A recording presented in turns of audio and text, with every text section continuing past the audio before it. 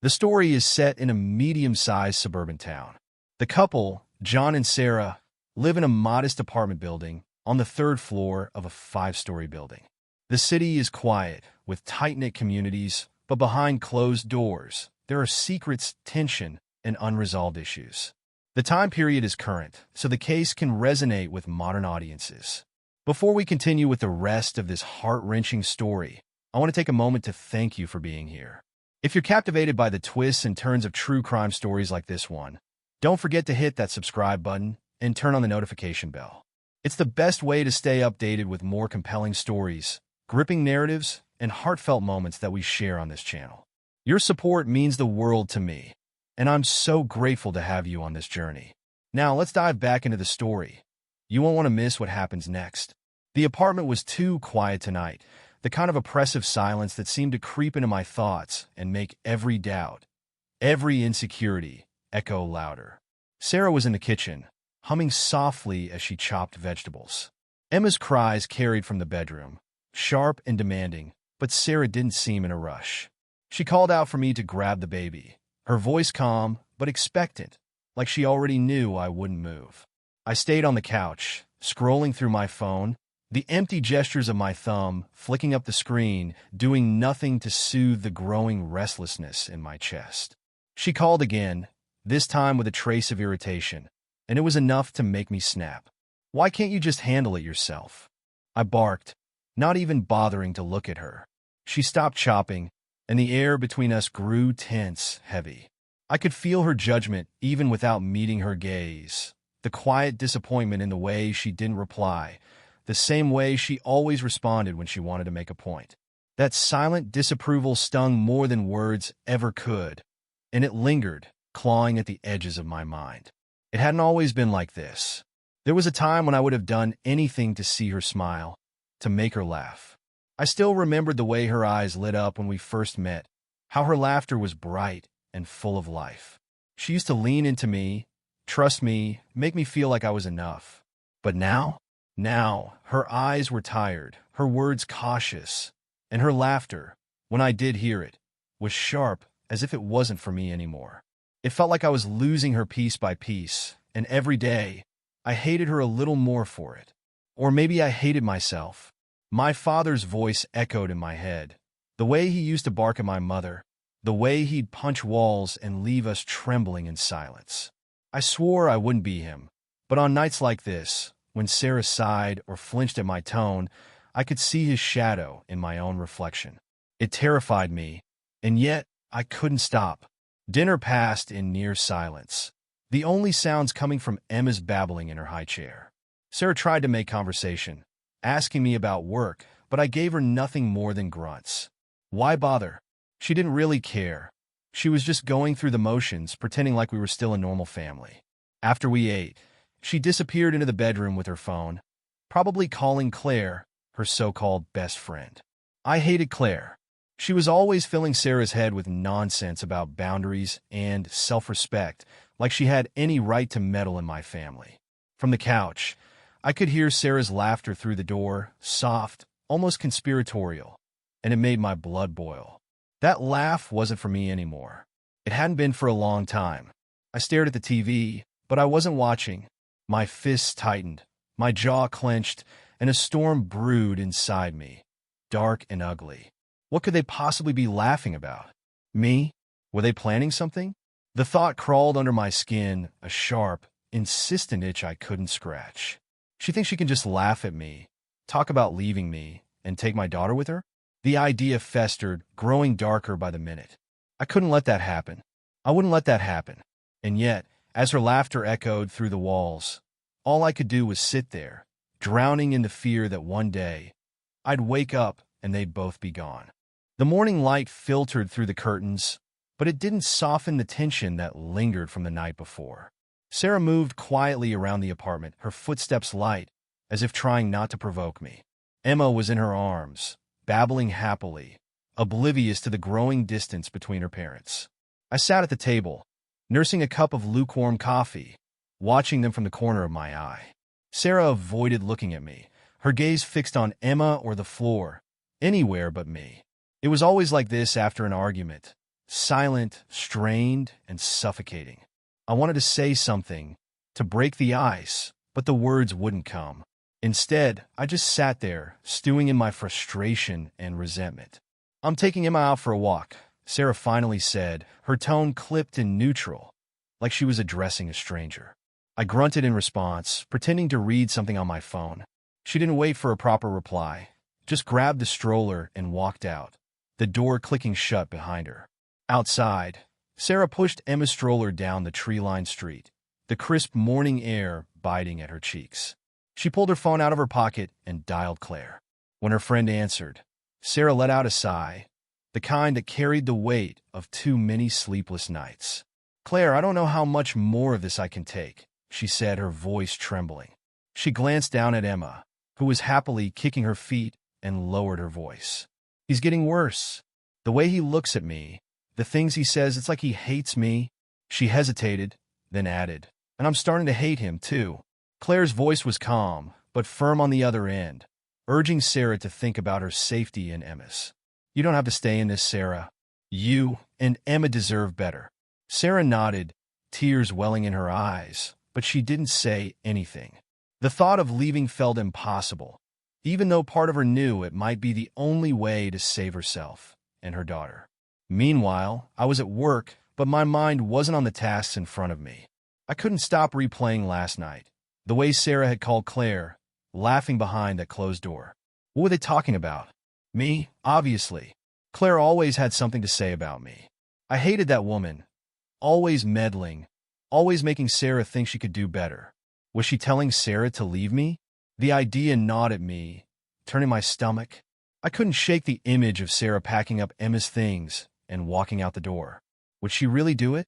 The thought made my chest tighten, my breath shallow. She wouldn't dare. She wouldn't take Emma from me. But what if she did? The paranoia clawed at me, relentless, until it was all I could think about. That evening, Sarah was in the bedroom with her phone again. I could hear her voice, low and conspiratorial, and I knew she was talking to Claire. I stood outside the door listening. "I just don't know what to do anymore," Sarah was saying. "Sometimes I think about leaving, but..." Her voice broke and my blood ran cold. There it was, the thing I'd been dreading. She was thinking about leaving. She was planning to take Emma away from me. My hands clenched in a fist as I shoved the door open. "What the hell are you talking about?" I demanded, my voice sharp and cutting. Sarah jumped, startled, and quickly hung up the phone. "John, it's not what you think," she started, but I didn't let her finish. "Don't lie to me, Sarah. I heard you. You're planning to leave, aren't you?" My voice grew louder, angrier, with each word. "I'm not planning anything," she insisted, her voice trembling. "I was just venting to Claire. I needed someone to talk to." But her words didn't calm me. They only fueled my rage. "You needed someone to talk to?" I spat. "About me? About leaving me?" I stepped closer, and she took a step back, her eyes wide with fear. I stormed out of the room, my mind racing. I couldn't let this happen. I couldn't let her take Emma away. "She thinks she can just leave," I muttered under my breath. "She thinks she can just walk out and take my daughter?" My thoughts spiraled, dark and uncontrollable, until they were all-consuming. Something inside me snapped, and I knew, deep down, that everything was about to change. The argument was spiraling out of control. Sarah stood in the bedroom doorway, her arms crossed protectively over her chest, her voice trembling as she tried to reason with me. "John, please calm down," she begged, her words cracking under the weight of her fear. But I wasn't listening anymore. The rage had taken over, drowning out everything else. My eyes darted toward Emma's crib, her tiny form sleeping peacefully, oblivious to the chaos brewing just feet away. I moved toward her, my steps quick and deliberate. Sarah's eyes widened in panic. "What are you doing?" she shouted, rushing to block my path, but it was too late. I had already scooped Emma into my arms. "John, please don't," Sarah pleaded, her voice breaking as she reached out toward me. I didn't answer. My mind was a storm of anger and betrayal, and I couldn't think straight. All I knew was that she was threatening to take Emma away, to tear apart the only thing I cared about. "You think you can just leave?" I snarled, storming out of the bedroom and toward the balcony. You think you can take her from me? The cold night air hit us as I stepped onto the balcony, Emma cradled in my arms. She stirred, her tiny face scrunching up as if sensing the tension. Behind me, Sarah's footsteps were frantic as she followed, her voice rising in desperation. "John, stop. Please, let's talk about this," she cried, tears streaming down her face. She was trembling now, her hands outstretched as if she could physically pull me back from the edge. Time seemed to slow as I stood there, the city lights twinkling below us, a cruel contrast to the darkness consuming me. "You're not taking her," I said through gritted teeth, my voice low and cold. Sarah took a hesitant step closer, her hands shaking. "John, she's our baby. She needs us, both of us. Please don't do this," she begged, her voice breaking. And then it happened. The anger boiling inside me erupted, and before I could stop myself, I hurled Emma over the balcony. Time froze. Sarah's scream pierced the night, raw and primal, a sound that would haunt the city forever. I didn't move, my hands still outstretched from the act, my brain struggling to process what I had just done. Emma's tiny body fell, tumbling through the air, her cries silenced by the deafening sound of impact below.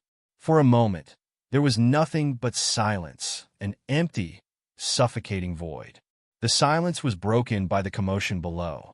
Neighbors rushed out of their apartments, drawn by the noise, their horrified gasps filling the air as they gathered around Emma's lifeless body. Sarah's scream was unrelenting as she bolted down the stairs, her feet barely touching the ground. When she reached Emma, she collapsed, cradling her baby's limp body against her chest, her sobs raw and heart-wrenching. From the balcony, I stood frozen, staring down at the scene below, my hands trembling. My mind was blank, my chest hollow. I couldn't comprehend the magnitude of what I had done. The flashing lights of police cars and ambulances arrived moments later, illuminating the chaos. Officers rushed to the scene, their voices a blur of orders and questions. Paramedics knelt beside Sarah, gently trying to take Emma from her arms, but she wouldn't let go. She clung to her baby, rocking back and forth, her cries tearing through the night. I didn't resist when the police came for me. I didn't say a word. They cuffed me on the balcony, their expressions a mix of disgust and disbelief. One officer muttered under his breath, "What kind of monster could do this?" As they led me away, I looked back at Sarah one last time. She was sitting on the curb, cradling Emma, her face blank and distant. The paramedics wrapped a blanket around her shoulders, but she didn't react. She didn't even seem to notice the world around her. The days after the tragedy blurred into a haze of questions, interviews, and unbearable grief. Sarah sat in a dimly lit interrogation room, her hands wrapped tightly around a mug of untouched coffee. The detective, a man with kind but tired eyes, leaned forward, his voice soft but probing. "Can you walk us through what happened that night, Sarah?" he asked. She hesitated, her mind flooded with memories she wished she could erase. Her voice wavered as she recounted the argument, John's rage, and the horrifying moment on the balcony.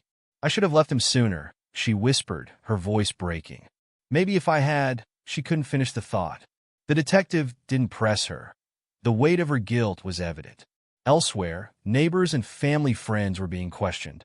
The same narrative emerged, John's temper, Sarah's quiet fear, and the volatile tension that had been building for months. One neighbor described hearing raised voices through the walls on countless nights. Another recalled Sarah confiding in her once, admitting she was scared of what John might do. Piece by piece, the detectives assembled a timeline of escalation, painting a chilling picture of a man who had been unraveling long before that fateful night. In the county jail, John sat in a sterile room across from his lawyer, his hands cuffed to the table. At first, he refused to speak, his eyes fixed on the floor. But his lawyer pressed him, urging him to share his side of the story. "If you don't talk, John, they'll assume the worst," the lawyer said firmly. Slowly, John began to talk, his voice low and detached. "It wasn't supposed to happen," he said, shaking his head. I was so angry. She kept talking about leaving, about taking Emma. I didn't mean to hurt her. I didn't mean to hurt anyone. His words rang hollow, even to himself. The lawyer nodded, but his expression remained neutral. The prosecution will paint you as a monster, John. We need to show the jury that you're a man who snapped, not a killer who planned this. John's eyes flickered with a mix of anger and guilt, but he said nothing more. Meanwhile, the prosecution was hard at work, building a case that left no room for doubt. They dug into John's history, accounts of his volatile temper, his controlling behavior, and Sarah's quiet attempts to seek help from friends. The evidence was damning. Witness statements, photos from the crime scene, and Sarah's 911 call painted a grim picture of premeditation. The prosecution argued that John's act was not a spur-of-the-moment decision, but the culmination of unchecked rage and a desire for control. The defense, however, took a different angle. They argued diminished capacity, claiming John's actions were the result of emotional distress and a momentary lapse in judgment. They brought in a psychologist who testified that John exhibited signs of severe emotional instability, exacerbated by the fear of losing his family.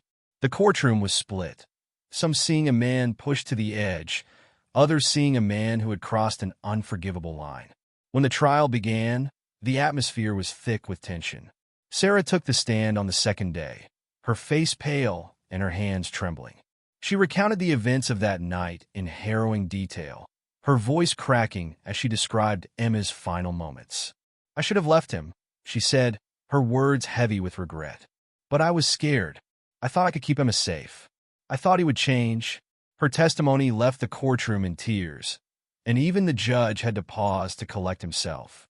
The defense cross-examined her gently but firmly, trying to paint her as complicit in staying with John despite the warning signs. But Sarah's resolve didn't falter. "I stayed because I was afraid," she said, her voice steady now. "But that doesn't excuse what he did." The trial reached its peak during closing arguments. The prosecution delivered a fiery speech, imploring the jury to hold John accountable. This was not a moment of rage, the prosecutor declared, pacing the courtroom. This was a calculated act by a man who couldn't stand losing control. Emma was an innocent child, and she deserved better. The defense countered with a plea for understanding, asking the jury to see John as a broken man who made a tragic mistake. As the jury retired to deliberate, the courtroom was silent. John sat emotionless, his face a mask of detachment, while Sarah stared blankly ahead, clutching a tissue in her trembling hands. The waiting was unbearable, every second stretching into eternity.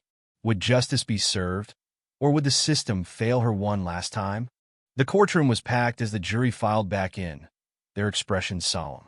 The air was thick with anticipation, every breath held as the foreperson stood to deliver the verdict. "We, the jury, find the defendant, John Carter, guilty of first-degree murder." The words hit like a hammer, reverberating through the room. A gasp rippled through the gallery, followed by a faint sob from Sarah, who clutched Claire's hand tightly. John, who had remained stoic throughout the trial, finally crumbled. His shoulders shook as tears streamed down his face, and he muttered, "I'm sorry," over and over, but the words felt hollow, drowned in the weight of his crime. The judge's voice cut through the murmurs, delivering the sentence: life in prison without the possibility of parole. The gavel struck, finalizing a chapter of devastation.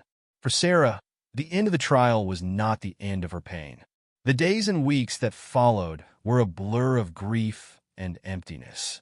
She moved out of the apartment, unable to bear the memories that haunted its walls. Therapy became a lifeline, though each session felt like ripping open a wound. "You don't have to let go of her," her therapist said gently one day. "But you have to find a way to live with the loss."